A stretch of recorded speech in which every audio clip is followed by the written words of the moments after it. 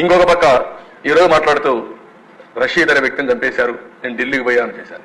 ఎవరా రషీద్? చంపిన వాడెవరు? చచ్చిన వారెవరు? ఏ పార్టీ వాళ్ళని అడుగుతున్నా. ఒకప్పుడు మొన్నటి వరకు మీ పార్టీ అవునా కాదా? ఓకే, అది అయింది. 36 మంది చనిపోయారు, గవర్నర్ దగ్గరికి వెళ్ళావు. 36 మంది పేర్లు ఇమ్మంటున్నా. రషీదు ఎవరైతే చంపారో వాళ్ళు అరెస్ట్ చేశాం. నీకు ధైర్యం ఉంటే, సిగ్గుంటే, నిజాయితీ ఉంటే నువ్వు పేర్లి, నువ్వు చెప్పినట్టు కూడా నేను ఇచ్చా. నువ్వు చంపిన వాళ్ళకు పేర్లు ఇచ్చా, వాళ్ళపైన కూడా యాక్షన్ తీసుకుంటా. మళ్ళీ ఆ కేసులను ఓపెన్ చేస్తా.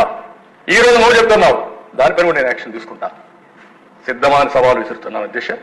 మాయ మాటలు మాట్లాడద్దు, దొంగ ఏడుపులొద్దు, నంగి మాటలొద్దు. బాబాయిని చంపేసే ఇప్పుడు కూడా ఊకిల్ట్ బాబాయి తెలియదు. చెప్పాల్సిన బాధ్యత లేదా? మాకు తెలియజేయాల్సిన బాధ్యత లేదా? దోషుల్ని నిలబెట్టాల్సిన బాధ్యత లేదా అని అడుగుతున్నారు అధ్యక్ష. మిమ్మల్ని ఎవరన్నా ఉన్నారు, ఆ విషయాలన్నీ కూడా పెడతాను. ఒకే మాట చెప్పాను, ఎవరైనా సరే తప్పు చేస్తే వాళ్ళని శిక్షిస్తాం.